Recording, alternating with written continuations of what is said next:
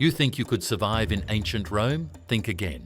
No toilets, no electricity, no social safety net. Just long days of labour under the blistering sun, followed by nights in a cramped, flammable apartment shared with rats and 5 other people. And if your landlord didn't like you, he could kick you out, no questions asked. Life as a Roman peasant wasn't just hard, it was brutal. And the truth is, you probably wouldn't make it. We romanticize ancient Rome, the columns, the togas, the legends of gladiators and emperors. But that version of Rome, that was for the elite. Today, we're stepping into the world of the real Romans. The 90% who worked, suffered, and barely scraped by while history remembered their rulers. How did they eat? What did they earn? Where did they sleep? And what did a so-called golden age feel like when you were born at the bottom? Let's start with the basics, the things you need to stay alive: food, water, and shelter. If you were a Roman peasant, your diet was brutally simple: bread, barley porridge, lentils, and maybe some olives or a little cheese if you were lucky. Forget about meat. That was for festivals or the wealthy. Most of the time, your only flavour came from garum, a fermented fish sauce so pungent the smell alone could make you gag. And yet it was poured over everything because it was cheap, salty, and covered the taste of food that had started to rot. Clean water, only if you lived near a working aqueduct. Otherwise, you hauled it from a public fountain, often shared with animals, and waste. Sanitation was nearly non-existent. Chamber pots were emptied into alleyways. The stench of feces, sweat, and rotting food was just part of life.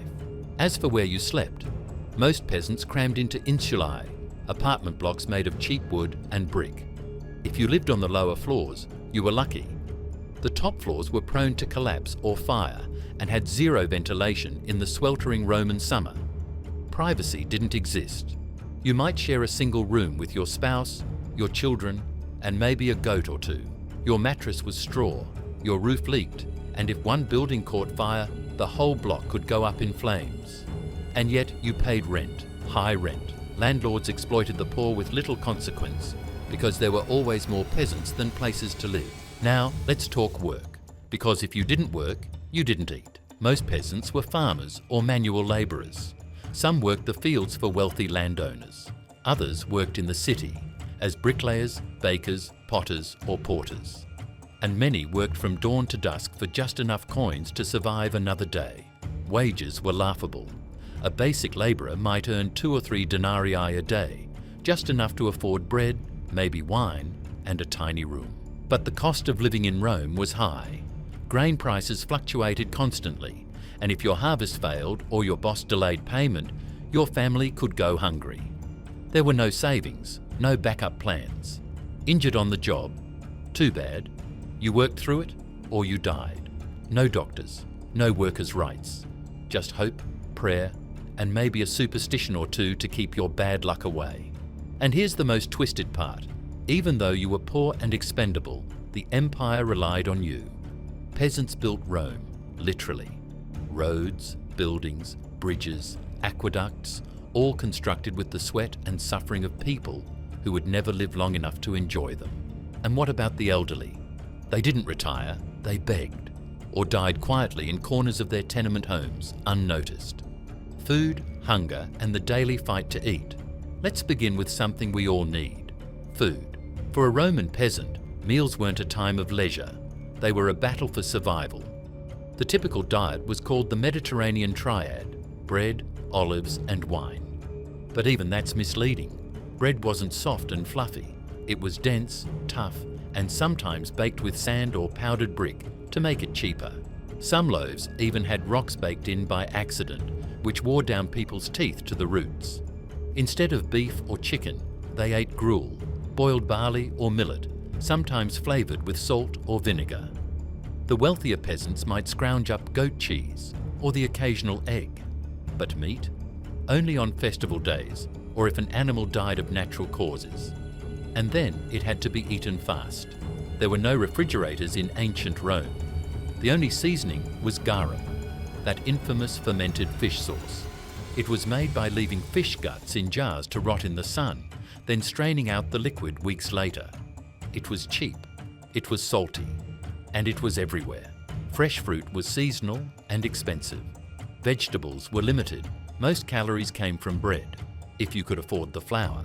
And if the grain shipments from North Africa were delayed or spoiled, you starved. Malnutrition was rampant. Rickets, stunted growth, and tooth decay were common. Children often died before their 5th birthday. Hunger was constant, not just a sensation, but a state of being. Housing and sanitation, or the lack thereof. You might think of Roman architecture as grand.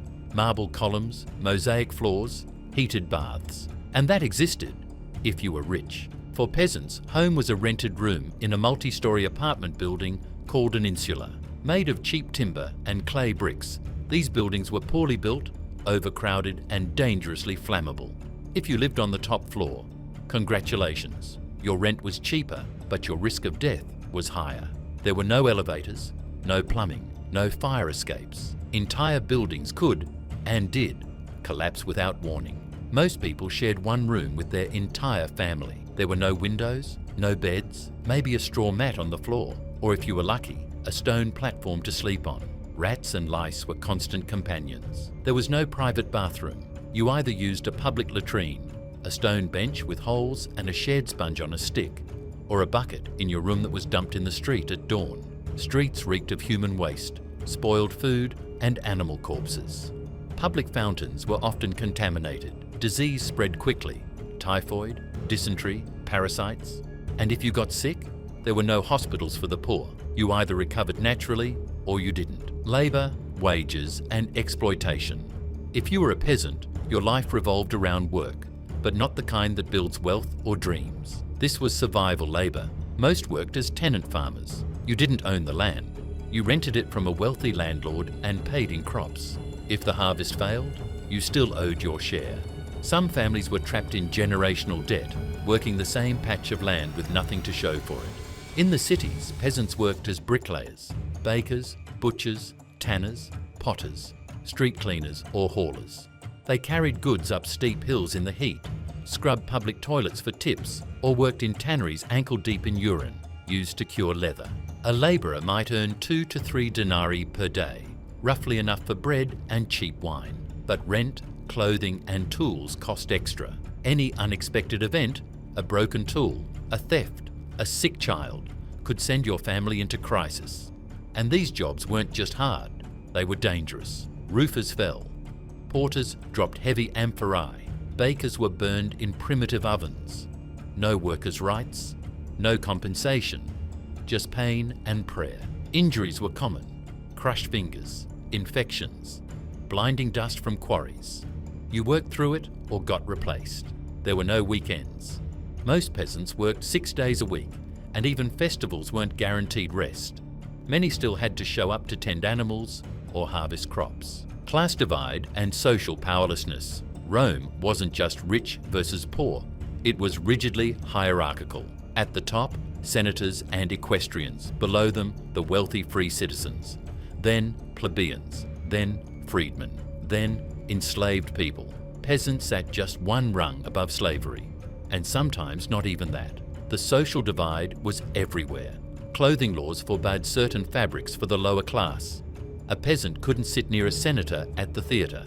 You couldn't marry outside your class, and your legal rights almost non-existent. A patrician could strike you in the street. Your word in court meant nothing against theirs. And worst of all, there was little hope of climbing the ladder. Even if you were smart, hardworking, or loyal, birth determined your ceiling. Social mobility was the exception, not the rule. Entertainment wasn't for you, it was a weapon. Bread and circuses. That was the Roman solution to unrest. Give the poor enough to survive and keep them distracted with blood. Free grain was handed out to citizens, not out of compassion, but to prevent riots. And while your stomach grumbled, you could watch men die for entertainment. Gladiators, wild animal hunts, staged naval battles. They didn't exist for fun. They were tools. The Colosseum wasn't a gift to the people. It was a leash. Most peasants didn't cheer. They endured. These shows were violent, repetitive, and often far removed from the lives of real citizens. They reminded you that you weren't in control, and if you stepped out of line, you could be in the arena next. Even plays and poetry favoured the elite. Literacy rates among peasants were extremely low. Books were copied by hand and priced far beyond what a worker could afford. Stories weren't told to peasants, they were told about them, as comic relief, as background characters, as the faceless poor who kept the empire running. Mortality, despair, and the crushing weight of poverty. Life expectancy for a Roman peasant? Around 30 to 35 years, and that's if you avoided plague, famine, fire, or war. Infant mortality was sky high. Half of all Roman children died before the age of 10. Mothers died in childbirth regularly. Wounds that would be minor today, a cut, a fever, a tooth infection, could kill you then. Suicide was not uncommon, especially among slaves and peasants whose debts, grief, or hopelessness became too much to bear. Grave markers have been found for entire families buried together, often children and infants, suggesting either plague or despair. Old age was rare. If you saw wrinkles, it wasn't from age. It was from hard sun, hard labour, and hard living. By now, you've seen the truth. Ancient Roman peasants didn't live. They endured. But here's what makes it even more brutal. They were forgotten. They built the empire, brick by brick, harvest by harvest. But they were invisible in the eyes of history. No statues, no records, no names. Their suffering wasn't just physical, it was psychological. Imagine waking up every day knowing your children might not survive the week, knowing your labour would never lift you out of poverty, knowing your voice meant nothing. Rome's elite celebrated their victories with feasts and triumphal arches. Meanwhile, peasants starved in alleys, died in silence, and were buried in mass graves without so much as a carved name. And yet, Rome called this a golden age. But whose gold was it? Dangerous illusion of great civilizations. We love to romanticize history. We turn empires into legends. We call them great, glorious, and advanced. But if you only look at the marble columns, the military victories, and the philosophers, you miss the most important part: the people who paid the price.